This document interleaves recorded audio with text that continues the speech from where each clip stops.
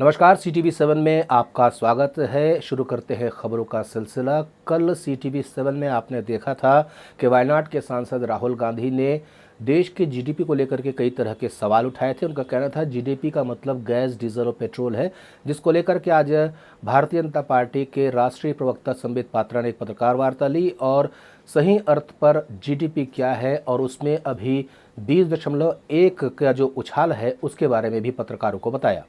GDP के परिभाषा को अपभ्रंशित करके देश के सामने भ्रम फैलाने के लिए प्रस्तुत किया था।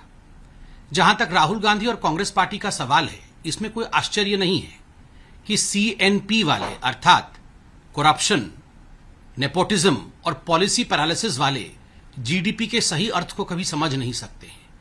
भ्रष्टाचार, भाई भतीजावाद और पॉलिसी पैरालिसिस के कारण किस प्रकार से कांग्रेस के समय ग्रोथ नहीं हो पाया था, ये हम सबने देखा था। और राहुल गांधी जी, आपने जीडीपी को अपभ्रंशित किया, मगर आपको शायद ये याद नहीं है कि कल ही एक बहुत बड़ा ऐतिहासिक विषय हुआ है। 2021 और 2022 जो फाइनेंशियल ईयर है, उसके Q1 के पहले क्वार्टर के ग्रोथ के नतीजे आए हैं, जीडीपी के ग्रोथ के नतीजे आए हैं। वह नतीजे अपने आप में ऐतिहासिक है। 20.1% ग्रोथ रेट है। आप याद करिए, ठीक एक वर्ष पहले अर्थात 2020 से 2021 के पहले क्वार्टर में पूरे विश्व में महामारी के कारण एक कॉन्ट्रैक्शन था, -24.4% कॉन्ट्रैक्शन था।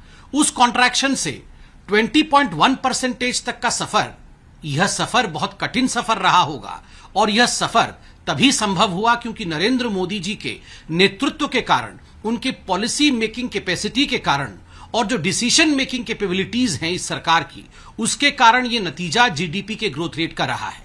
बहरहाल राहुल गांधी ये समझ नहीं सकते हैं और आज वो भ्रम फैला रहे हैं। एक बात हमने देखा है कि जब से डीमोनेटाइजेशन हुआ है, राहुल गांधी सदैव ही परेशान नजर आए हैं।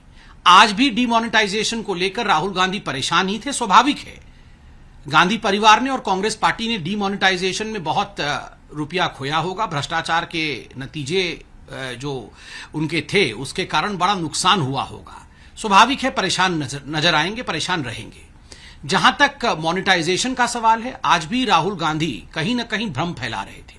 मोनेटाइजेशन देश की संपत्तियों को बेचना नहीं है, बार बार समझाया गया है और देश की जनता समझती है। इधर देश में एक और बड़ी खबर दिन भर सुर्खियां बटोरती रही। सिद्धार्थ शुक्ला नाम के एक कलाकार हैं जिनके हृदयघात की वजह से मृत्यु हो गई। हम आपको बता दें कि सिद्धार्थ शुक्ला फियर फैक्टर जैसे कई धारावाहिक में काम कर चुके हैं। उन्होंने बालिका वधू और बिग बॉस में भी काम किया है और वो गोल्डन पेटल अवार्ड से भी सम्मानित हुए हैं। सिद्धार्थ शुक्ला ने HBT मेडिकल कॉलेज मुंबई में अंतिम सांसें ली हैं।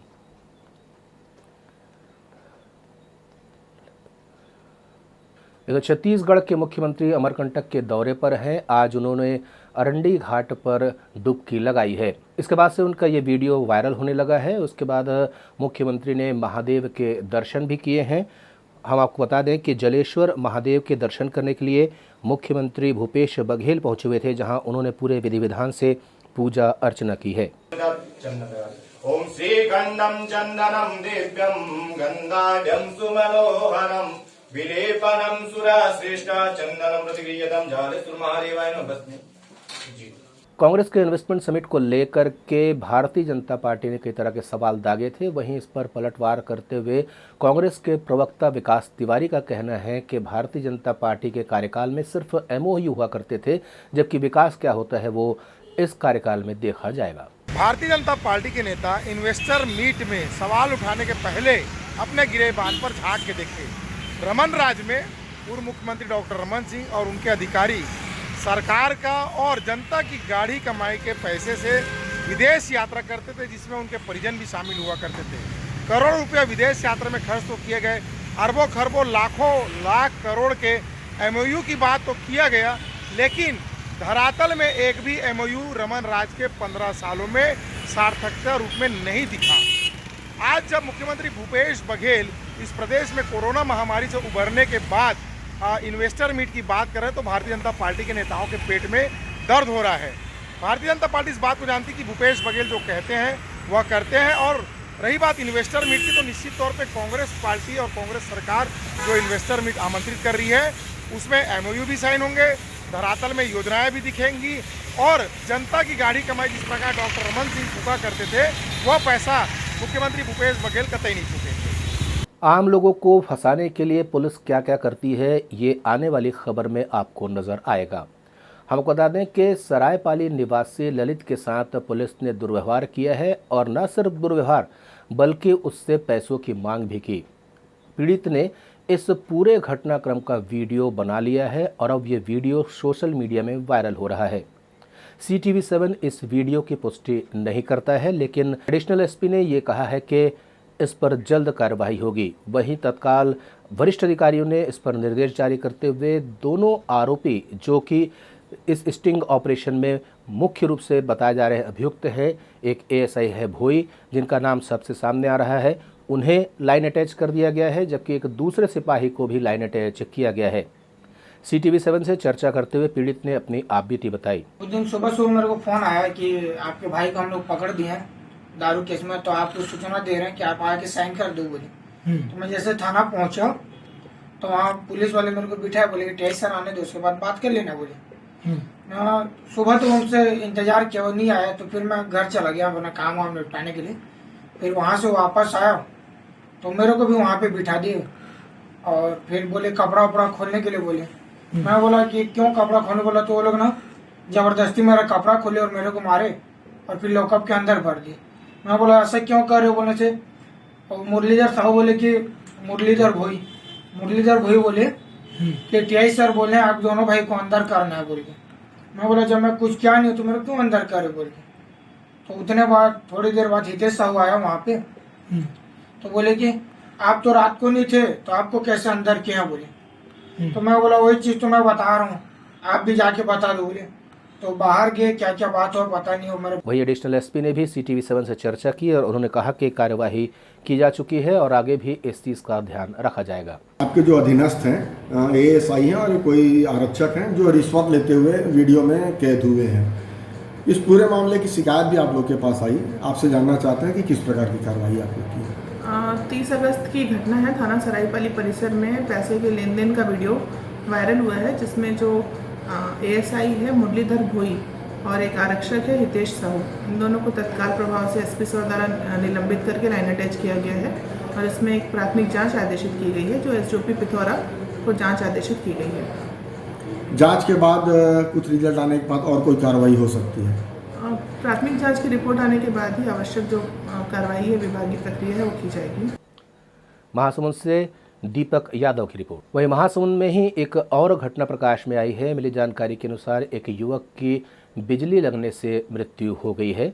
बताया जा रहा है कि बागबहरा रोड स्थित श्रीराम राइस मिल में सामान लोडिंग करने के लिए गए हुए 19 वर्षीय ट्रक कंडक्टर की हाई टेंशन विद्युत तार के संपर्क में आने से मृत्यु हो गई है। वो बुरी तरीके से झुलस गया था और करंट लगने से युवक की मौत हुई है। पुलिस ने लाश का पंचनामा कर पोस्टमार्टम के लिए भेज दिया है। छत्तीसगढ़ में पत्रकारों की सुरक्षा को लेकर के भारतीय जनता पार्टी ने कई तरह के वादे किए थे। बाद में कांग्रेस की जब सरकार यहां आई तो उन्होंने भी पत्रकार सुरक्षा को काफ़ी महत्वपूर्ण बताया था। बावजूद इसके रायपुर के वरिष्ठ पत्रकार ताहिर हैदरी पर कुछ असामाजिक तत्वों द्वारा तलवार से हमला किया गया है। तो मैं उससे बात करने के लिए वहाँ पे गया तो बस उसके बाद वो हाथापाई शुरू कर दिया। तो मेरे को मुक्के से 2-3 मुक्का मारा, यहाँ हाथ में लगी है, मेरे को थोड़ा सा उठाने में तकलीफ़ है मेरे को। और उसके बाद उसकी बहन ने उसके एक भाई को, नासिर खान को, जो वहाँ मोआ ओवर ब्रिज के नीचे में एक पान ठेला चलाता है, उसको फ़ोन की। वो आया, सीधा घर गया उधर अंदर गली से ही और सीधा तलवार लेके आके हमला करने लगा। तो मैं तो अपनी जान बचा के भागा, लोगों ने बचाया, तो मैं जान बचा के एक जगह जाके छिप गया। मेरा भाई था हैदर छोटा वाला, उसके ऊपर भी वो तलवार से हमला करने की कोशिश किया, फिर उसके बचाया लोगों ने। और कुछ विवाद इनका रहा है पार्किंग को लेकर, गाड़ी को लेकर, जिसके वजह से दोनों पक्षों के बीच में हाथापाई की सूचना मिली है। इस पे तत्काल संज्ञान लेकर अपराध पंजीबद्ध किया जा रहा है और आरोपियों की पतासाजी हेतु टीम निकल चुकी है और शीघ्र ही इसमें हम जो भी वैधानिक कार्रवाई होगी वो करेंगे। इसके अलावा लगातार सभी पूरे डिवीज़न में जहाँ जहाँ पे भी इस टाइप की लोगों के जो पूर्व में आचरण रहा है, जिन पे चालानी कार्रवाई हुई है या ऐसी सूचना हमारे पास में, उनके ऊपर हम लगातार कार्रवाई कर रहे हैं।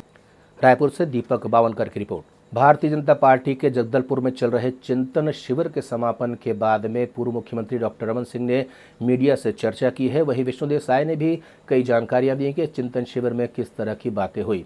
वहीं सोशल मीडिया में इस तरह की बात चल रही थी कि इस पूरे चिंतन शिविर में मौजूदा मुख्यमंत्री भूपेश बघेल को लेकर के ही विचार विमर्श किया गया।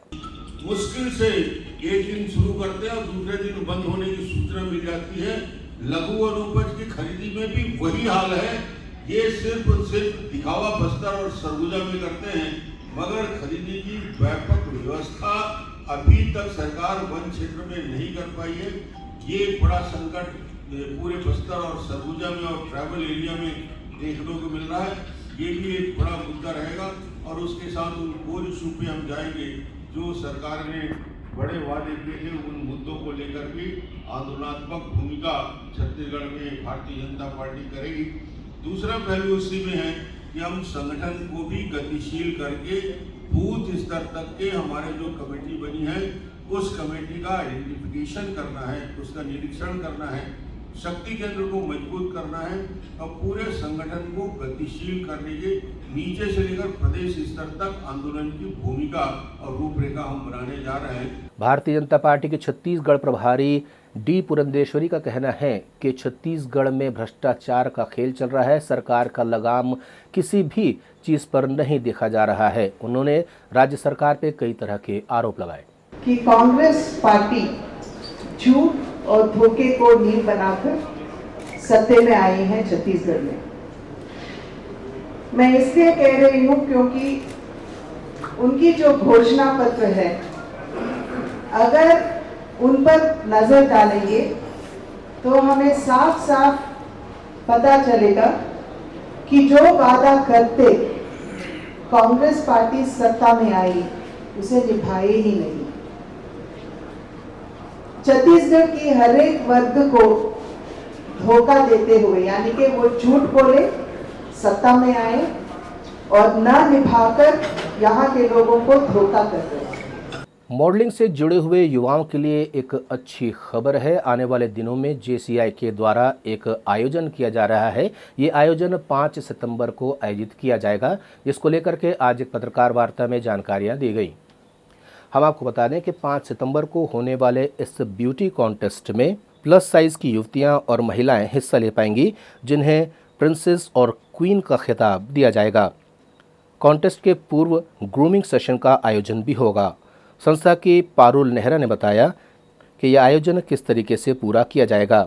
हमारा JC रायपुर व मंजली एक ब्यूटी कॉन्टेस्ट लेकर आ रहा है 5 सितंबर को मैक कॉलेज ऑडिटोरियम में, जिसमें हम प्लस साइज़ लड़कियों और महिलाओं को आमंत्रित किए हैं। उनका ये शो है। 2 टाइटल्स रहेंगे, princess and queen, princess girls के लिए, क्वीन लेडीज़ के लिए। उसके अलावा 6 अदर टाइटल्स रहेंगे, best ramp walk, best confident, ऐसे 6 अलग कैटेगरीज़ हैं। और इसमें हमारा 4 तारीख को ग्रूमिंग सेशन हम रखे हैं पार्टिसिपेंट्स के लिए श्री शिवम में, जहां पर शीतल उपाध्याय जी, जो बहुत रिनाउंड एक विख्यात हस्ती हैं जिन्होंने ब्यूटी कॉन्टेस्ट जीते हैं, वो ग्रूमिंग सेशन लेंगी। रायपुर से दीपक बावनकर की रिपोर्ट। CTV 7 की खबरों में फिलहाल इतना ही। नए समाचारों के साथ आपसे फिर होगी मुलाकात। तब तक दे मुझे अनुमति। नमस्कार।